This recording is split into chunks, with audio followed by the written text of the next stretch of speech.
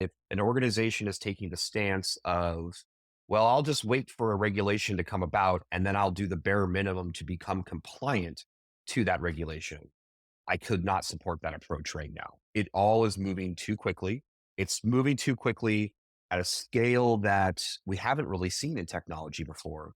And you can't wait a year or two or three to start to make a decision about this. The decisions need to be made now. It's going to have to be more than the bare minimum.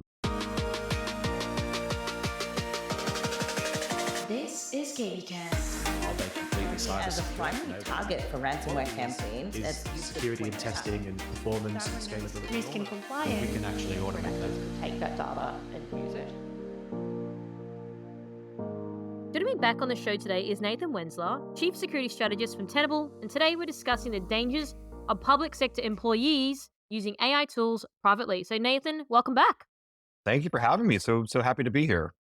Okay, so I really want to talk about the dangers because, again, depends on who you ask, who you speak to, if you read different forums, social media. I mean, I trawl a lot of this stuff to do research and to sort of understand what people are sort of saying out there. But I want to hear your thoughts on the obvious dangers of public sector employees using AI tools. Yeah, for sure. And I appreciate you talking about all the sort of commentary and discussion going on out there because I do feel that there's a lot of hype and a lot of misplaced fear when it comes to AI tools. And I think it's really important to talk about that as well, because that the fear for things that aren't necessarily a problem distract us from the actual dangers and risks involved in using these tools. So to give you an example, I hear a lot of chatter about people being very concerned that attackers can compromise the algorithms. They can compromise, the engine itself so that they hallucinate more, they give up false information, that kind of thing.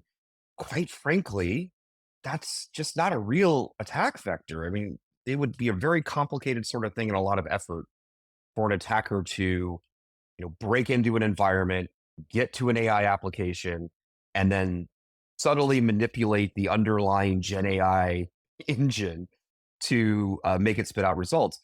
There's far easier ways that these tools can be compromised, and I think that's really where we have to be more mindful about it. So, as an example, we're concerned about trust. We're concerned about the tools providing users the right answers. That comes from the backend data.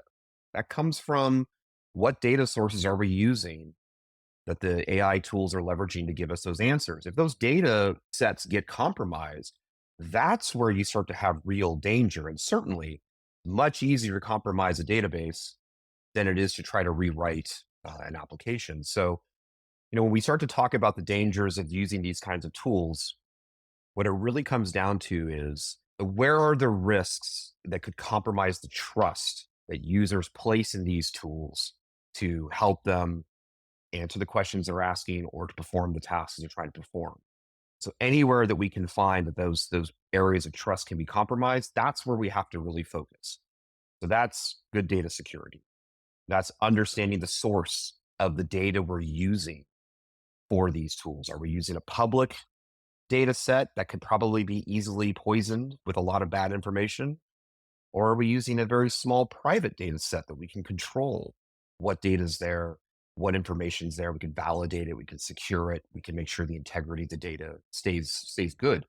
Those are the kinds of areas that we have to really focus on if we want to avoid the kind of dangers from the applications themselves. So I think it's a big part of the equation that we get fixated on the front end of it, but it's really more of a data security kind of issue. The other obvious danger then is just misuse. And we've already seen some instances of this in the private sector, but a lot of concern from government agencies as well, especially when we get into military, energy, national security areas where there's very, very sensitive and classified information.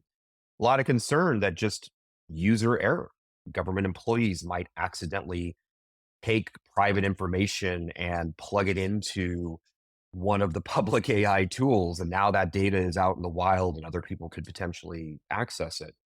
And so there's a lot of concern there as well about just user training. Are we educating our users about the proper use of these tools? When is it okay to use them? When is it not okay? and really trying to put in good controls around the safe use of approved AI tools, while ideally trying to make sure that our users aren't circumventing all of that and going out to public data sets with really, really crucial and critical information. So there's a lot of moving parts to the dangers of all of these things AI. I think it's just again really important to focus in on the real problems and not get too caught up in the hype of these very scary sounding algorithm compromises or other sort of almost movie level kinds of adventurous hacking that people are afraid is going to happen when there's far more practical dangers to be concerned about. Okay, I want to get into this a bit more. Now, you raised something which is interesting around the right answers. So I'll give you some context and then I'll ask the question. So basically, I got back from Las Vegas, went to a conference, interviewed the head of AI. Guy was brilliant. And then he talks a little bit more about what you were saying around the right answers, right? So just say hypothetically, okay, the sky is obviously blue, but what if like we wrote all this content out there that said, the sky is pink, and then people use, you know, that data set to then say, well, if I then typed into ChatGPT, well, what color is the sky? And it came up with pink because there's all this inaccurate information that's out there or propaganda that exists, as you know. What does that then mean? And the reason I ask that is one, journalism's decreasing, right? Two, things are being written by AI all the time, whether it's accurate or not accurate. How do you then look at that more closely to say, hey, that's an accurate piece of content versus not, right? Like it could be in my crazy head that maybe I genuinely think the sky's pink, right? So how does that then translate into these are right answers? Who's going to be auditing that stuff? I mean, it's a great question, and that's exactly the kind of danger that I was sort of alluding to about the data side of it, right? Data poisoning or filling a data set with a lot of bad information is, in my opinion, the greatest danger when we're leveraging these kinds of tools, because again, it's an attack on trust. If I'm an organization, I take a lot of really good steps to put in a Gen AI knowledge base kind of thing for my users. If you have a question about what to do, go to the little chat bot, type in the answer, and the Gen AI stuff can easily explain to you what you should do. Well, if my backend database is compromised and filled with a bunch of bad data, think about what's gone on. I've told my employees, here's an application you can trust. When it gives you an answer, use the answer. But then when the data is compromised and those answers are wrong, what's the user left with? The user's been told to trust it. They believe that the information is good. And so you've already set people into a place where they're not necessarily going to question it or validate the information as sort of a first response. Their first response will be to just sort of trust it, even if it might seem a little bit off.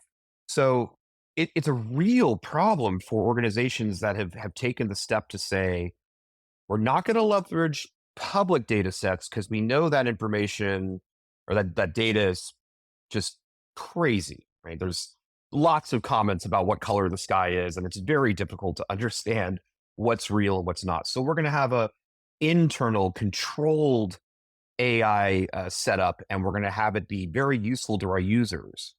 But if that controlled data set gets poisoned, now you're essentially attacking the trust of the users, and it's so much easier then to cause them to make mistakes, to cause them to click on malicious links, to give up their usernames and passwords. There's just so many scenarios where an attacker can manipulate that trust because of the data poisoning. That becomes a much more effective sort of an attack than almost anything else. So this is the big thing that organizations have to take into account is how do we ensure whatever the backend database is stays correct, that the data is sound, that we're not compromising the integrity of that data, so that we know that when our users ask questions from it, that the Gen AI tools are giving them legitimate responses. That's really the goal that we have to work towards. And I think a lot of organizations are still trying to figure that out, frankly. Well, I was just going to ask, how do you do that effectively? And how do you know? Because it's going to get to a point, right? Okay, look at before the internet started up, before Google was around. You had to go into Mm. encyclopedia and all these things, right? Kids today wouldn't even know what that is. Now, if I want to know something, I just Google it. Now, sure that there could be maybe some of the the answers are wrong or incorrect or whatever. But then I'm gonna get to the stage where it's like, if I can just ask, I don't know, ChatGPT or, large language model, whatever it is, a question and it gives me an answer, am I really gonna question it? Like, it's more about the mindset. Like, Mhm. why would someone in the next generation sit there and question it because this is all that they know, right? It's not back through the day where we're looking through encyclopedias and then there's all these references and all that. All that's gone out the window. So, how do you ensure it's accurate though? How do you maintain that integrity of that data? Well, I think what we're going to start to see in a lot of cases is an acknowledgement that what we saw initially with things like ChatGPT, where the promise was all of the information that's out there on the internet is within scope of this database. And you can ask it any question and it'll answer any question.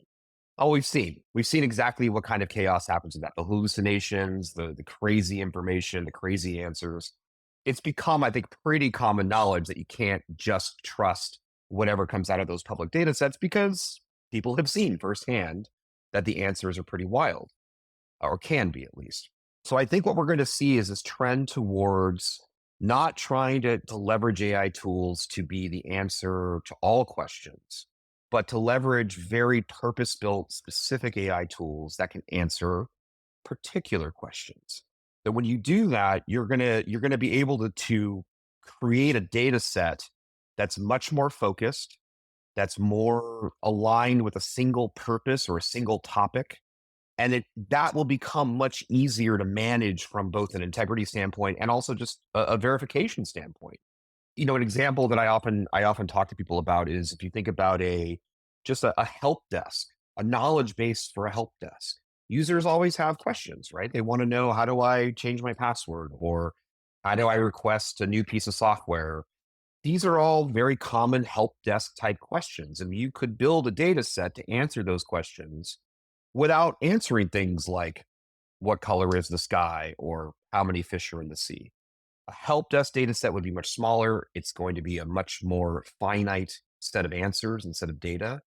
That becomes a lot easier for organizations to ensure that the information that's there is accurate, it's aligned with the purpose. And then when users are leveraging those LLMs or the equivalent chat GPT interface, they're much they're going to have a much stronger stance to be able to trust what comes out of it because the data is very focused into just the thing they're trying to solve. And that's, I think, for especially government organizations, I think that's where you're going to see the biggest shift in how they use these kinds of tools is to kind of do this purpose driven kind of knowledge bases or themes or topics so that they can manage the accuracy and the validity of the data better. Okay, so just to press on a little bit more, you said purpose built to answer a particular question. Can you give me an example? Like, how particular or specific are we talking here? Well, it's going to be as particular or specific as the data behind it. So, I mean, I can give you an example with which we do this a little bit at Tenable, quite frankly, but we look at vulnerability data. Vulnerability data can be really complex and technical. We talk about why is a particular piece of software vulnerable, or how is the vulnerability exploited, or how do you remediate the problem? There's a lot of data associated with vulnerabilities. And if you were to build a data set that just contains the information about vulnerabilities and essentially nothing else, you could build a Gen AI interface on top of that that would look at all that data. It would look for patterns, look for commonalities. It's going to start to really parse out that data set about vulnerability information to understand a little bit of what's there. So that if a user needs help, I'm a SOC analyst. Now I need to figure out, how do I fix this vulnerability that one of my tools told me about? You could just ask the tool that, how do I fix this? And hit enter. And it's going to be able to tell you, oh, here's all the remediation advice about that. And if you're not clear about what that means, you could ask it further. And as long as that data about all of the various pieces of the vulnerability are there, the user is going to have a very quick and powerful way to get that information out in an easy to digest sort of way, a very fast way, so that they can start to address the problem. So I think there's a lot of use cases in this regard of where we could build, especially for as security practitioners, build these kinds of purpose built interfaces to do threat research, to do asset research, to understand what's connected in our networks and be able to ask more questions about who owns this server or who's logged into this. There's just a lot of ways that can be done, but that's the kind of sort of specificity of the data that we can leverage. It's not going to answer the broader questions we were talking about, like the color of the sky, but it can help us with that investigative need that a lot of security practitioners have. So that's the kind of thing you're going to see, I think, more and more commonly across different areas of study, across very specific security specializations. That's where we can see some wins with with these kinds of tools. So do these tools sort of exist today? Because like when I was doing this sort of stuff and telling, I mean, this was going back like a decade ago. Didn't have any of this, and I used to pull together reports. So it'd be nice if I could have leveraged some type of AI capability, or else I was doing all this stuff manually, right? Like that was time consuming and hard, and you miss things. So Mm. w- are we going to start to see this more? And I know people are going to say, "Oh, AI is taking my job." Well, not really, because you're going to be able to do better things that are like, better outputs for companies, right? Like, I would rather AI do real low level stuff and then pay that person to do more, critical thinking tasks and strategic tasks, right? So, what do you think now moving forward as of today? Like, what do you see with your role, customers that you're talking to? Where are we going to get to with all of this? Well, first of all, let me just address. Fully agree with you, by the way, that the AI is not replacing anyone's job. Like that is, I know there's a lot of fear and hype in the industry about that. It's just not real. It's exactly as you say.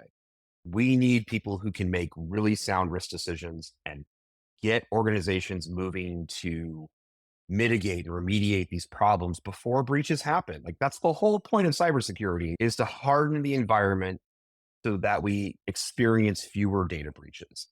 And if these tools can help you make that decision faster, you're actually more empowered and more valuable in the organization than when you're doing it manually and spending hours or days sifting through spreadsheets trying to figure it all out. So I think it's a really important point you've brought up that this is not a job replacement function. This is a skills augmentation. This is going to make us better at what we're actually here to do, which is mitigate risk and not just sorting through data and spreadsheets.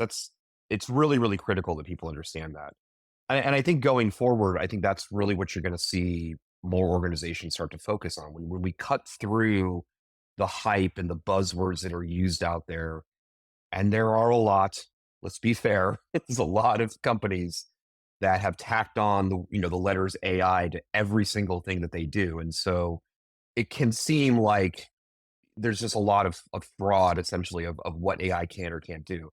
When we cut through that and you start to see it as this kind of analysis tool, as this way to expedite how we get information, how we absorb information, that's the power. That's what you're going to find the benefits to your organization. You do get to make those risk decisions faster and more accurately.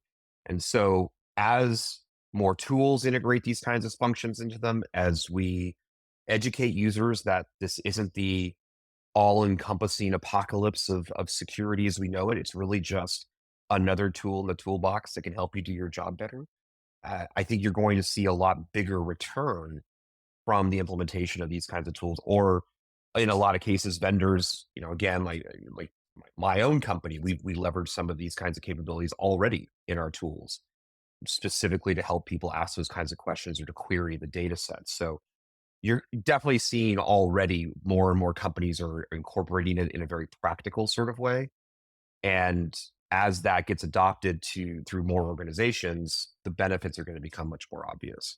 Okay, I want to switch gears now and talk about regulation and governments sort of taking that more into their realm. Now, I'm going to ask a very harder question because, like, governments in the past are not great at doing like the best of things, right? So now we're asking them to do something that's pretty complex to be like, okay, you guys should just regulate it. So how does that work? Because again, I get it. Like it shouldn't be on the onus for like, each you can't regulate things unless it's, backed by the government, etc., or independent bodies. I get that. But that's not going to probably happen anytime soon. And I would challenge the capability and the competency of that being a thing. So I'm really curious now, and I'm only looking at for what I'm the research that I do, the reconnaissance that I see from what people are saying on Twitter or X or whatever you want to call it. I'm looking at what people in the market are sort of saying, and to our earlier, you know, thoughts around the commentary that's out there. So how does this work? It's a really good question. And I think the honest short answer is we don't really know yet. Regulation, when it comes to the use of software or security tools, anything like this, and look, there's been a lot over the last 20 years, right? Like number of audit requirements, compliance requirements in healthcare and finance, and government has stepped in a number of places to establish requirements for basic cyber hygiene, for basic security matters to ensure that these industries or these areas are essentially safe. But I think one of the challenges and the tricks here is that we have to sometimes think about why government steps in these cases. What I see in a lot of cases in the public is people say, well, we don't need government oversight. We don't need all these regulations. Just let the market decide. Like companies should recognize that cybersecurity is a good business practice. And if they don't invest in that, then they get data breaches, they get compromised, users and customers will move on to other companies and they'll lose their business and they'll be out of business because nobody wants to do business with someone who's not secure. Well, in practice, has that actually happened? I mean, maybe one of the major breaches we've seen over the last couple of decades, those companies are still in business. And in many cases, their stock prices are higher than ever. So relying on sort of organizations to just sort of do the right thing because it's the right thing to do hasn't really panned out. We just haven't seen that broadly. And it has forced the issue in a lot of cases for governments to have to step in and say, well, listen, people's information is being compromised. Individuals are losing money. They're being attacked by these folks. They're having their money stolen. We have to step in to protect individuals because the market hasn't really gone as far as we had hoped. So it's a two-sided problem. And I think each side likes to blame the other a little bit. Companies don't like being told what to do or having mandates. And government is, as you mentioned, not always the greatest when it comes to defining those things. But neither side is really getting it right. So, we have a lot of work to do. I think is part of the reality of this sort of thing. We're going to need some amount of regulation when it comes to AI usage and especially when it comes to sort of trust and validation for public data sets. And we're already seeing some of the major players, Google, Microsoft, the OpenAI, all these things, they're starting to be a lot of questions about how are you protecting people's personal information? How are you ensuring that data can't be stolen or manipulated? Those are kind of the right questions to be asking. And it may require regulation, maybe. This may also be a place where we just essentially need to step up. These organizations need to step up and do the right thing and implement really, really strong controls to protect their users and their customers. So I think you're going to see both. I think you're going to see in the AI space, you're going to see regulations come about. I know a number of countries are discussing that right now and trying to figure out what they can legislate and what they can require. Internally, a lot of government agencies are, of course, creating policies that their users can't or should not ever use public facing Gen AI services like ChatGPT and all the rest. A lot happening all at once, but I don't think there's a single right answer in this particular case. And how it evolves in a lot of ways is going to depend on the companies behind these big Gen AI platforms, how they take the next steps in their security practices. I think is going to dictate a lot of how much the government's going to have to regulate and how much they're going to have to require, or what depth they're going to have to require to ensure the trust of these systems. It's really complicated, so it's a hard question to answer. But how long do you think this will take until it's, like, implemented and, like, this is a thing? Like, because you can't really, like it's not so easy to just ring fence this problem, right? Because it's everywhere. So how do you do that effectively? There's no rule book to be like, "Oh, this is how we're gonna do it." So this could take years. Yes, it absolutely could, especially if we're going to rely on regulation to be the answer for that. So this is where it becomes imperative that essentially individual organizations need to step up and do more for themselves, right? They need to look at the real risks that these platforms can cause. They need to look at the way that it could affect their businesses if users are shipping off intellectual property into these databases, if users are making corporate decisions based on bad or misinformation, or government agencies are compromising secrets because we've copied and pasted it into an interface somewhere. There's a lot of places where this can go wrong, and if an organization is taking the stance of, well, I'll just wait for a regulation to come about and then I'll do the bare minimum to become compliant to that regulation, well, I can't. I could not support that approach right now. It all is moving too quickly, as you've pointed out correctly. It's moving too quickly at a scale that we haven't really seen in technology before. And you can't wait a year or two or three to start to make a decision about this. The decisions need to be made now. It's going to have to be more than the bare minimum. We really have to get better about driving strong policy about what can or can't be used within organizations, ensuring proper security controls of around the things we do use. So that's application access, that's data access, all of your standard access control kinds of things. You need validation processes for the data to ensure that what your users are getting is real. There's a lot of work to be done here, and I don't think it's necessarily unknown. It's just that we have to start doing it. That's, I think, the challenge for a lot of organizations is they're just not yet doing what they need to do to protect themselves. So you mentioned before companies need to be doing more. What do you think they should be doing though, in terms of like, no one wants to have more work on their plate, right? Like it's like we got enough things to do, Nathan. We're trying to keep our head above the water. We're trying to do real basic stuff like patch management, right? And now we got to think about these other things. This is the core of risk management. How much risk is introduced by allowing unfettered use of Gen AI systems? That's not a question that's going to be answered the same way by any two organizations, but that is the question you have to answer. And so, yes, we all have a lot of work to do, but from a security standpoint, we're here to help advise the business about where to focus on the areas that put us most at risk. And if you're an organization that deals a lot of critical data, protected personal information or healthcare information, intellectual property, classified information, whatever it happens to be, this can introduce a lot of risk to your organization, maybe more than some of the other things you're already working on. It is something that has to be answered. It's going to be answered a little bit differently by everyone. And, I think the other thing to remember, much like I just said a moment ago, these tools are essentially just applications like most any other application. There's a front end user interface, there's a back end database. So, in terms of what to do, we kind of already know, right? Good application security is really your first major step here. Make sure the user interface can only be accessed by authorized people. Make sure the database can only be accessed by authorized people. These kinds of controls are fundamental to any application, including an AI-based application.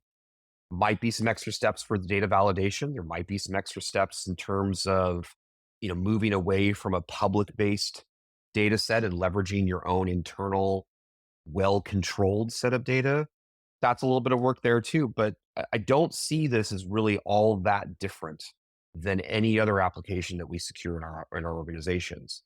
So yeah, it's got to be factored in like any other risk factor, and if it puts your organization at risk, you've got to find the resources to put good controls in place. So just following that train of thought, what do you sort of see as the largest risks to sort of government agencies more specifically? I think the real risk is the use of sort of the public data sets, the chat GPTs and Bard and all of the other sort of public facing things out there. When government agencies have protected and classified kind of information that a user who makes an error, they copy and paste information out into chat GPT that they shouldn't do. That can put a lot of people at risk, depending on the agency and the services. So I see for government, the bigger concern is that it's human error. It's, if you want to call it insider threat, it's a little bit of that. It's not necessarily malicious insider threat, but it is the use of those public data sets to either have information from your secured areas get out, or bad information coming in that feeds the users and causes them to make really bad decisions, which, depending on what level of government you're in, could be very, very harmful to a large group of constituents. So having good policies in place around that, it's just, your training and education is there. It's a lot of monitoring to make sure that your users aren't circumventing what controls you have and using these public things. And frankly, you have to be prepared for it to happen anyway. If there's anything we've learned over the last 20 or 30 years or so, is that when there's some kind of new shiny technology out there, users will find a way to use it. The reality is we can put a lot of controls in place, and we have to, but we still have to be prepared for people to use ChatGPT from their phones or leverage it from their own personal systems at home or whatever the case might be. So there's a lot more work that kind of has to be done in terms of monitoring and ensuring that everyone understands the risks, especially around protected data. But that's going to have to be the focus for government agencies, I think, as a first and foremost kind of thing at this point. So even if people understand the risk, right? Like, do you think people care? Now I say that, and what I mean by that is if I could reduce the time, like if I'm putting myself, obviously I'm an entrepreneur, it's a little different, but if I'm putting myself in someone else's shoes, if I could reduce the time of doing my work because I can use ChatGPT to do it for me, and maybe, I don't know, it reduces 20% of my workload, for example, aren't I more inclined to do that irrespective of the risk? Because I think that's people's mindset. It very much is. And in a lot of cases, it might be appropriate to do that. But if we're talking about government, especially, there's so many areas where you're dealing with very sensitive data sets. You're dealing with, again, military, classified information, financial information, healthcare. There's so many areas of government that deal with really, really sensitive information. So that does become a question for the organization, essentially, of is the efficiency gain that you might see for your users worth the risk of exposing all of that data if somebody makes a mistake? And I suspect in those areas where the data is more secretive or classified, that answer is going to be no, because the risk is too great. So this is going to have to be an exercise that a lot of organizations go through, and this is part of the education process. You may have to help your users understand that, like, look, you work for defense. We just cannot risk any of these things getting out, and so no, these tools won't be used, or they will only be used in this context, or whatever the policy decision is. That may have to be the decision in some of these organizations in order to ensure that the data isn't compromised or escapes the organization and is able to be sort of stolen, if you will, for these public data sets. So there's no single answer here. I mean, every organization is going to have to make sort of a different call about this and be mindful of the fact that users, they do make mistakes, or they sometimes have good intentions. Those good intentions can lead to really problematic security incidents, and we've got to be prepared to deal with that as well. But that's part of the whole process we're wrestling with right now. And you're absolutely right. It makes sense, right? If you're dealing with these sensitive information, you'll think twice about it. But maybe that's because of just the pedigree that you and I have come from and other security people out there. But you got to think about the average person. Like Mildred is like doing a very, a job that maybe doesn't come from our sort of background. Maybe it wasn't her intention, just didn't really think through it, right? Didn't think this could be a problem and until it is, right? Like, again, maybe the intention was to do the right thing and it didn't quite turn out that way, and then there's a problem. That's often where you and I have both seen things have gone wrong. It's not like someone's intentionally being like, haha, like I'm going to purposely, ruin it for everyone. It just may have been a mistake. They didn't think it through. Well, that's exactly what I said. Is that it's still a form of insider threat. It's just not a malicious insider threat. Accidents are legitimate risks. Accidents can cause legitimate security incidents. And I mean, this is something that's not new to AI tools. Let's take a step back here for a bit. Let's think about when wireless access was pretty new and such a kind of a wow sort of thing. A lot of organizations did not implement any form of wireless network because they were concerned about the security risks and the harm that it could cause. And what ended up happening? Well, users wanted to use wireless. It was cool, right? So they bring their own access points from home and plug them into corporate networks and configure it to just broadcast wireless access in a totally unsecured way directly into a corporate network. call it shadow IT, call it whatever, whatever term we want to do. But this is a problem that's been going on for a long time. If people, even in that example of wireless, it was done with good intention, right? I can use my laptop from a different office because it's wireless. I could use it somewhere down the hall. I don't have to be tied to my desk. I can do more work in more places. Yeah, that's all good intention, but it was a big security risk. We're essentially talking about the same thing here. People have really good intentions about, hey, AI can write this email for me. I'll just copy and paste all this really secret data into it, and it'll write the email that I have to send internally back. Yeah, your intention's good. It saves you a lot of time, but you're putting the organization at risk. So what's happening or the concern around this isn't new. What is new is the scale and speed and scope of all of this because AI has become kind of ubiquitous. It's accessible everywhere. I can get it from my phone. I can get it from home. I can get it from anywhere.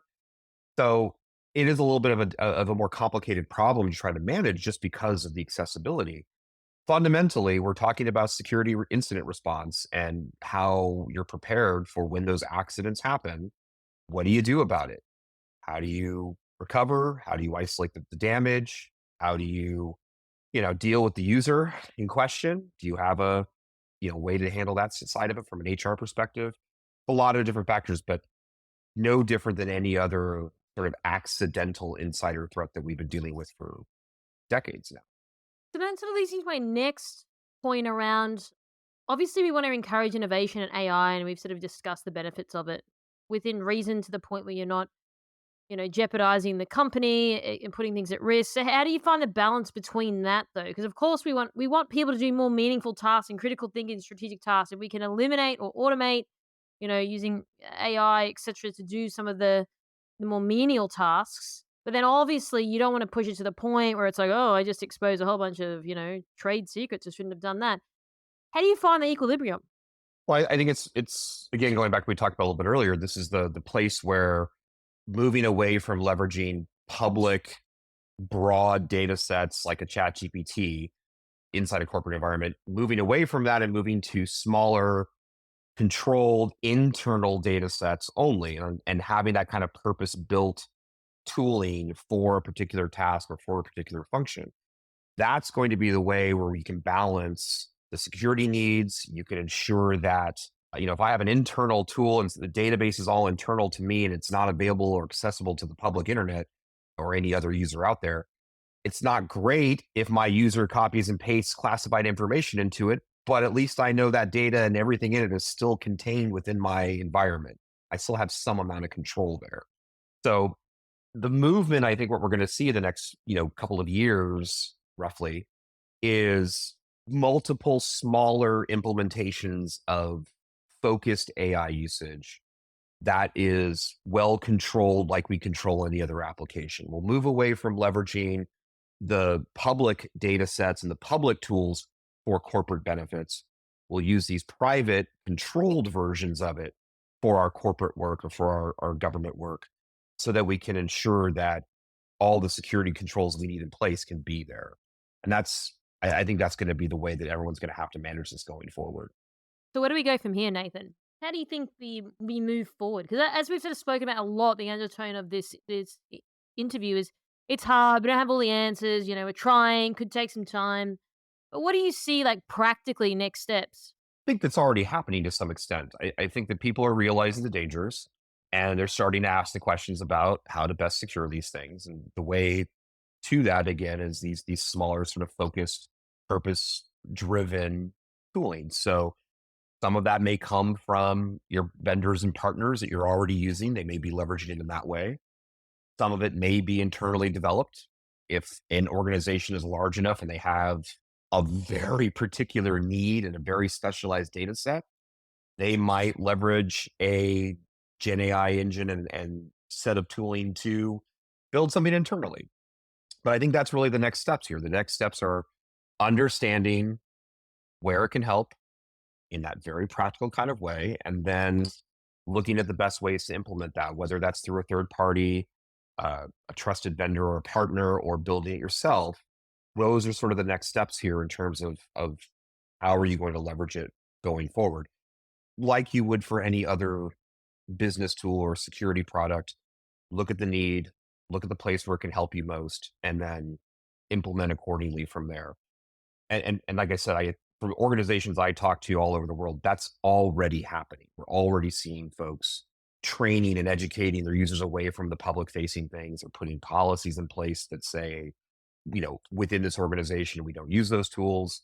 And they're starting to leverage more things internally because of the security controls that they can put around it. So we're already heading down the right road.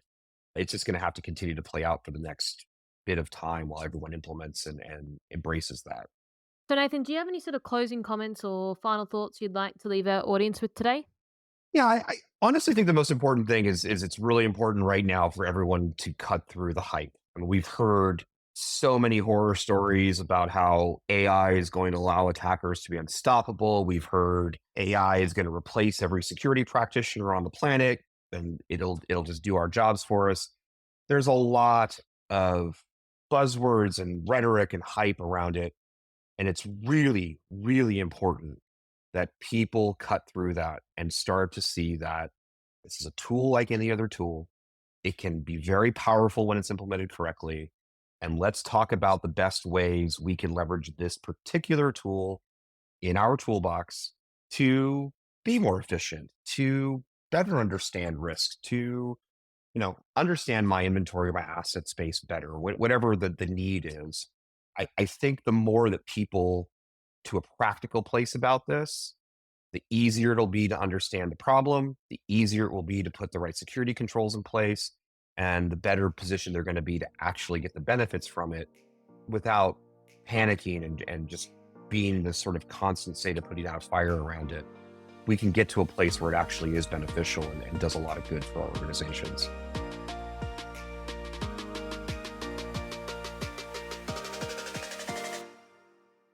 This is KBKast, the voice of cyber. Thanks for tuning in. For more industry-leading news and thought-provoking articles, visit kbi.media to get access today.